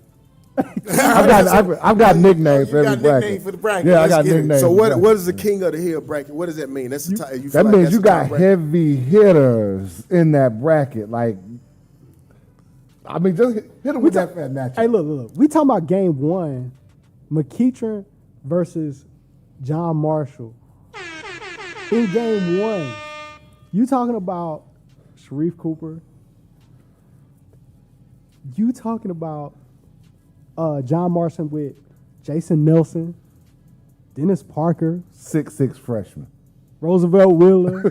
Top 40. 6'10". Like, you got Who is Georgia bred? He's one of our own. hey man, That's why He's coming back home. that's part of why it's King of the Hill. hey, you got dudes. You got dudes. We talked about this last week that Sharif wasn't going to be able to sleepwalk through the season. I think he's a lock McDonald's All-American. I think he's going to be a lock whatever he wants to do. Listen, man. This is what I'm gonna tell everybody. We got the number 1 point guard in the country, in the state of Georgia. He'll be there at our event. So if you ain't there, you're gonna be missing something. It's just that simple. You better come out there and catch it, cause listen, you gotta bottle that stuff up. You know what I'm saying? It'll be talked about from years and years and years after it's over with. It's the same thought when it was over that we thought about with JB. You know, so you don't get this all the time. You know, so Definitely don't. Y'all better come and watch this kid. Everybody know what Sharif Cooper's done, but he gonna be right in his backyard this time with this event. And he got a kid. The Jason Nelson kid is not a pushover. Not a you know what I mean? I think he wants that juice. I think he wants it. They're actually comparing him to Sharif because of the size, and he's a junior, so he's a year younger. But he already holds offers from Vanderbilt and a lot of high major D1 universities. It's gonna be interesting. But Listen, that bracket ain't done though. no, it's not. That's what I was about to say. No. So let's say if McEachern wins that matchup. Not saying that they are. I'm just saying if your you got to play the winner of Pebblebrook and Shiloh. Hey man, we better than the GHSA state championship. And I think everybody's looking at Pebblebrook, right? But you got to realize, who did Josh Okogie play for? Shiloh. Trayvon Reed. I can go down the list of got guys. history. Kim Rivers done coached at Shiloh now. They got Listen, history. now, Coach Rivers, he ain't no slouch. Right. I hear there's a 6'8" guy from Texas over at Shiloh too now. So He might not want you to put all that out. oh, my bad, coach. Hey, but I got a question. When is the last time Pebblebrook played McEachern? Yeah, I don't remember. I wanna see it. I know George. He feeling good right now. 'Cause he should. got a loaded gun, man. He should. He got a loaded gun With a lot of bullets. Yeah. With a lot of bullets over there. Don't count out Kim Rivers. Oh no. We ain't gonna do that. But I'm saying, my man, he ready to blow off. Hey, but Believe it. our boy Locke always say on the show, hey, coach, George, if you don't win over there with this group, man, that's on you. And what Locke always say, Locke Locke does always say put that. it on George. Hey, but you know what? Man, I if you think don't win, George, it's on you. George feel like that. I heard him He kind of said say it. He said said the it. same thing. He said the same thing. So he ready for all the smoke. One thing I got to give him, he ain't never ducked nobody. I never hasn't. seen him duck Never. nobody. So the four in that bracket, we got McEachern, John Marshall out of Virginia, Pebblebrook and Shiloh. Yep. That's bracket 1. King of the Hill bracket. King of the Hill bracket. And so the next two brackets, I call Murderers Row. When you go through these 8 teams, you know, and each one of these 4 in each one of these brackets, you'll understand why. Man, hey, look, you're going to be sore after these games. You're going to be sore. Let's go. Bracket number 2. Grayson versus Lithonia and East Coweta versus Westside Macon. And Grayson got a 3-headed monster, man. Ooh, but that Don't game, sleep on look, Lithonia, though. No, I ain't, because Eric Gaines. that game got the 2 most athletic guards Yeah. in the state Yes. going against each other. Somebody getting dunked And on. I'm not gonna say who asked for who. I do want you to say this, because I run an event too, and Mario knows it. Coaches ask for this. They ask for certain people now. They ask for it. Like, you know what? Hey, I love coaches that ask for the. Hey, man, I feel like the kids always want to hoop. I feel like a lot of times it's the adults. We get in the way. I think these kids want it, and I got to give a shout out to whoever been working with Tenari Lane though. Hey man. All I know is I saw him in the gym with DeMond Stevens. I just know that. Fact. Makes sense. Makes sense. Wolf And love. that shot's got better. Wolf love. Wolf love. Hey, Tenari Lane shooting a ball is a totally different animal than facing Tenari Lane before, as thinking he's an undersized 4 or a 3 or whatever. Like, he's shooting the ball really well now, man. That kid got better. Not only that though, but he's just always been a heck of a competitor though, man. Yes, always. yeah, fight for it. He go hard. He don't taking no plays off. That's not in his DNA. So And I think that next matchup, you talk about two teams who Young they ready to step up and say this us now. What they call it? The Transformers. The Transformers down there with Coach Royal Maxwell. And the one thing I can tell you about Westside, they ready to come. Oh, they wanted to come up here, yeah. Yeah. They kind of avenge, you know, what happened a couple years ago when they had the big kid. You know, they took some lumps. Yeah. Kavon Moore, They yep, took some they lumps. did. But I'm going to tell you now, Reeves, listen, man, I remember seeing that kid as a freshman. He's grown. He can shoot the ball, but he just played with a different energy. Man, Locke told us about this kid. I kept saying, man, I don't know who that is. Locke, Well, I know who he is now. Mr. Reeves, yes, sir. Hey, listen, hold on. I gotta, please, Amir, I want y'all to hang on to Youngblood. Youngblood, I want you to sign with Kennesaw State, brother. I'm not done watching you play, brother. Kennesaw State about 15 minutes from the crib. Let me roll over to Kennesaw State and watch you play, young man. Come on, sign on that dotted line, dog. They doing big things at Kennesaw State. You got to sign on that dotted line, big dog. I ain't supposed to say it. I ain't affiliated with the program, but I don't care. I want to see it. But you got to remember, they got Brandon Stroud, too, now. Yes, they do. He's not a joke. No joke. No joke. Absolutely no joke. That East Coweta group is going to be something to deal with. That whole bracket. Who plays who though after? I have no idea.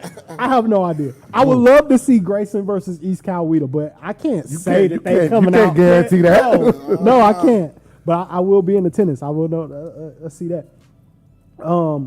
Wheeler versus Kale. This is bracket 3. This is why I said both of these brackets are murderer's row. Chattahoochee versus South Cobb. I got a question. In this bracket, you mean to tell me with Young Scooter? I was going to say, that's your name, Young Scooter. Wait, The guards in this bracket. that's exactly where I'm going. AJ White And Zacco. And you got to go to Collier now. Hey, Man, this. hey, I need to have a one-on-one with Coach Thompson. You about to roll out a freshman and hey, but Isaiah Collier got to be cold-blooded.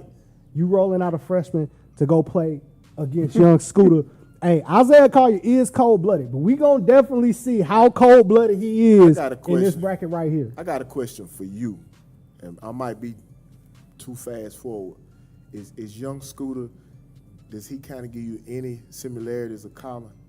Oh yeah, definitely, Woo. definitely. All Woo. downhill, coming right at you. Yeah. Like he at you. He on your neck. Yeah. He on your neck. I didn't want to say it, but I'm I'm gonna tell you looking what at it one of the things. His hands are so big, and you know what I mean. He handles the ball so well, but he's explosive. Mm-hmm. You know what I mean, when he learns how to play basketball, when he actually sits down and understands change your pace, and you know what I mean, how to make other players better. Woo. Next level. Not to mention that AJ White is 30, waiting to happen. Well, every time he what laces you his say- shoes what you up, say, 30. man? You said hot crispy lemon pepper 30. Hot crispy lemon pepper. All drums. All drums. All drums. Ain't that But right? look, they also got Sheffield. That's what I was about to say. So to me, So they got to 30 and 29. To me, what's going 30 and to 29, determine? yes, sir. To me, what can determine this bracket I'ma see. is I don't know who else. I don't know personally a player by name on Kel, but it's going to be somebody other than Scooter that's got to help them win. It's also going to be somebody other than Isaiah Collier. So we're talking about Turtle, Sam Hines. Sam Sam Hines. Hines, yeah. Are we talking about Iman Washington, the move in from Mississippi, that South Cobb guy? Or are we talking about Sheffield and Bailey See, from that's- Chattahoochee? So see- you got other people that can come in and determine who wins this You bracket. got some real good supporting cast. With I know the you- rest of these teams. You got some main guys because, like you said, Lil White, like he can get a bucket in his sleep, and then he does a good job of penetrate. He'll pitch over there to Sheffield. He'll not. But I'm gonna tell you the X factor. If Bailey is over there hitting in that corner, Hey, man. man, I seen them boys put up some points in the summer event we had. They I put mean, up points. Running clock, 80, Yeah. 90 points. Yeah, they was putting points up, man. So you call that Murder's Row. Bracket 2, bracket 3, Murderers Row. So when you get to bracket 4, I call it the Quiet Assassins bracket because you got Roy Welch and his bunch at Langston Hughes. He's a 2-time state champion. You got the legend himself, James Archery. Hey, at man. Tucker. James Archery. He's gonna be the best dressed dude in the building. And them guys, he gonna make sure they get up to play basketball. And they got what Jemani Hill over there. Yeah, and but they got a sophomore point guard. God, what's his name? Plays for Steve. Steve, AJ. Boy, And the one thing you better know about Phillips at Roswell is he gonna be prepared, and this guy's Hey, gonna be look, ready. We had some epic now, battles. everybody know about the point guard he got. Right. Mm-hmm. Okay. He got a 6'6" long, athletic janitor on that team. When I say janitor, He just get those. He clean it up. no, he gonna do everything. Look, clean up on aisle 4. He taking charge. I seen him. I watched him in the summer, the high school event Yeah. at Marietta High School. Man, he ran somebody down, blocked the shot above the box, came down with it, started the break, pitched to the head, hit the trail tray. Next play, they were playing South Atlanta. Next play, take the charge. Next play, he doing everything. And I'm looking at the list like, who is this kid? Right. Hey, man, you don't love basketball if you're not watching Dutchtown and I was about Tucker to play. say, Yeah, like don't that's, don't go to sleep. You don't on love that. Locke has basketball if already you don't told watch you they that supposed game. to. He's already told you they supposed to win that classification. Yeah, Locke He's got already- Dutchtown winning, yeah. Yeah, You Dutchtown don't love winning. basketball if you don't watch Tucker versus Dutchtown. Man. This is loaded. You talking about, hey, man, we got to get through these brackets, but Jermaine, hey, bro. And make sure to tell it December 27th and 28th. At Wheeler High School, Right. be in the place to be Man, because these matchups are crazy. get there from 11 o'clock on. Listen, if you are a casual basketball fan and you're watching this, what are we saying? We are saying that this event is loaded with Division I talent. You want to come, you want to watch this event. I showed Coach Huff a picture from back when he was coaching at St. Francis, and me and my sons at the gym watching him play. And on the picture, I had a transcript begging Kobe Simmons to go to University of Louisville. If you're a casual basketball fan, you're a college basketball fan, guys who you want to come to your school are playing in this event. All up and down the brackets. Ooh, All up and you down the got brackets. a couple of kids that's going to walk across the stage at this event also. 100%. They always show their face and make a name. for We've themselves. had one already go across. Colin, Isaiah Todd played when what was it, freshman? Yeah, he played two years, freshman and sophomore year. Let's get to 5 and 6. Bracket 5 is need a big bracket, in my opinion. You got a plethora at Green Forest. Pick one. 6'9", 6'10", 7 6'11", feet, whatever. 7 feet. Yeah, you got plenty on. Pick one. 8 feet. Pick There's one. gonna be a lot of arms in You there. got the air up there. Hey, when you start rolling out 6'10" freshmen, man, you start rolling out 6'10" freshmen. Gotcha. Hey, listen, I told Rory, I said, man, hey, bro, we not friends no more. You don't love me no more, man. You want to talk about You gotta- friends? Me and him went to Morehouse together. We both English majors at Morehouse. Like, I said, bro, I couldn't get him on my AAU team, man. Come on, brother. What am I doing? I must not be living my life right now. That Either that or somebody had first dibs. no doubt. No doubt. And then you got Heritage, you know, big kid over Big there. EB. Big EB. EB. Yep. And that's our guy, Joey Jerome. Joey Jerome. Yeah, hey man, he came from the grind, baby. I remember when he came as Jerome. was he a junior Des? He was a junior. Moved down from Staten Island. Yep. Joey Jerome with the unenthused jump shot. And you know, you can't discount that Peachtree Ridge bunch. Like they always have athletes and players over there. Coach Diggs, they're gonna play. And then the Victory Christian, they're from North Carolina. They in the Independent League, and they're returning. If I'm not mistaken, they're returning 4 starters, and 3 of them have Division I offers or interest. So it's going to be interesting. Hey, this next one might be my favorite. Bracket 6. Let's go, Coach. Oh, I can see you get to see Coach G and what Meadow Creek has, new and updated Meadow Creek. Hey, listen, I always love it when when a guy supposedly loses his team and he's supposed to be on the down slope, and then you still go get in an event like this. That tells me everything I need to know about a coach. I'll come play for you. You still gonna go. Like bring my young guys. We're gonna get it done. And I know there's a segment, but he don't just go here. He turn around and come on December 30th and come to the Big South. Like that means you ain't. And he's in holiday hoops giving. I gotta give Mark Edwards a shout out. No duck season. No duck season. Don't get your beak blowed out. So for real. and they go against my guy, Dela Cruz at Trinity Christian. He's got a player down there. College. I mean, he's got more than one, but he got the big kid. Got the big kid. Oh, you know what? And there's another player that he got that they had mentioned that's supposed to be a wing player that's supposed to be good. Yeah. But this is his second year coming in, and last year he had a decent run in TOC, and we invited him back. You know what I mean? He does a great job down there. Let's hit bracket 7. I don't want to skip over. No. You can't skip Collins Yeah, Granger, yeah. who just committed to Ohio, boy and Scott Scott Bracco, Bracco, yeah. multiple state championship winner, versus probably the hardest playing team that's going to be in this tournament in Archer. Anybody follow me on Twitter knows my affinity for Collins Granger. I think he's going to be an excellent 4-year college player, somebody that you could build a winning championship program with, I think. Run the floor, play hard, shoot the ball. Like, they got another kid now, Braxton Beatty, who I think Braxton. people have slept on. He hadn't got the name because other pieces were there. This the year where his name can kind of stand out. Keep playing in events like this, young fella. You're going to get it. You like bracket 7? What you got for bracket 7? Is that my Cedar Grove Saints bracket? It is. Yeah. But that's not where I'm going. But I don't think people realize how good that program has been, like the past few years. I'm looking at Discovery. What about Corey Case's bunch at Discovery? London Riley. Enough said. Enough said for me. When I talk about London Riley, like, hey man, you playing behind a lot of other guys who get a lot of plug, and well deserved, right? But this year, I believe it's going to be his year. You get a chance to show what you're going to do.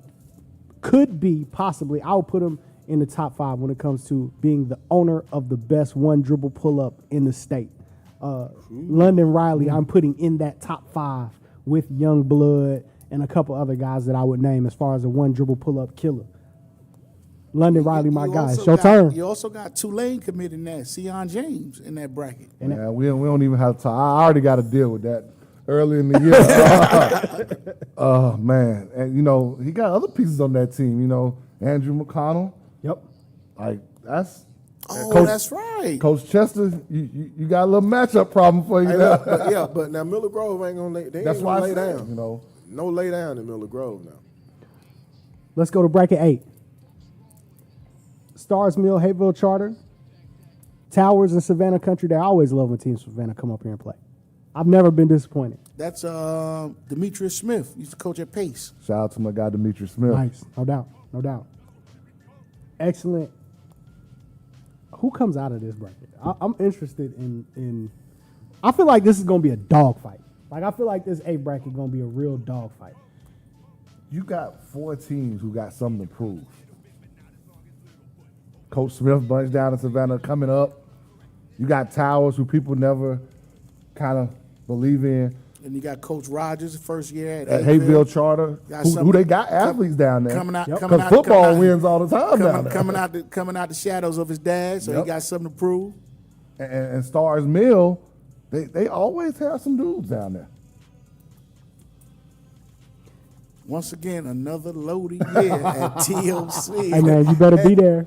You better be there. And it's a testament to, you know what I mean, the culture we have, the basketball culture we have here in Georgia. And that's what we wanted to do. Why not embrace what we have and put it on a stage that we control our product, we can present it in a manner that, you know what I mean, that we see fit. And every year to year, we've had some unbelievable games that are legendary. Going back last year to the Chattahoochee, and who was Berkmar playing that went into double overtime or something? They were playing Shiloh. Yeah. and then you had Chattahoochee, and I believe it was Green Forest. That game went into like Chattahoochee and Green Forest, five overtimes. overtimes. Then you had Shiloh and Berkmar, great event. Like, and you know, usually the main gym, the big floor is rocking. Man, listen, everybody left the big floor and came to the back gym, and it was crazy, man. It was crazy. Definitely will be in the place to be. Wheeler High School, December 26th. 27th and 28th. 27th and 28th. 2 days. 2 man. days. 2 days. The kids going to be getting on your nerves. Them toys is going to be loud. They got batteries in them. Now, you definitely want to come and check this out. We in for our last segment. We're going to sign off for You Ain't Even Know It, where we give you some things that you sleep on that you don't know and understand. Lace them up, Coach. Before we get there, though, we were going to talk about the MCA of Georgia fall preseason coaches clinic coming up this Friday. This Friday at NYO Gym at Chastain Park, 8 a.m. to 2 p.m. And we got some of the best coaches around coming to speak with on-court demonstrations from the Dalton State men's basketball team. So at 9 a.m., we've got head coach of Georgia State, Rob Lanier, coming to talk about defensive concepts. And then right after that, we talked about him earlier on the show. Amir Rahim, new head coach at Kennesaw State, is coming in. He's going to speak on early energy in practice with shooting drills.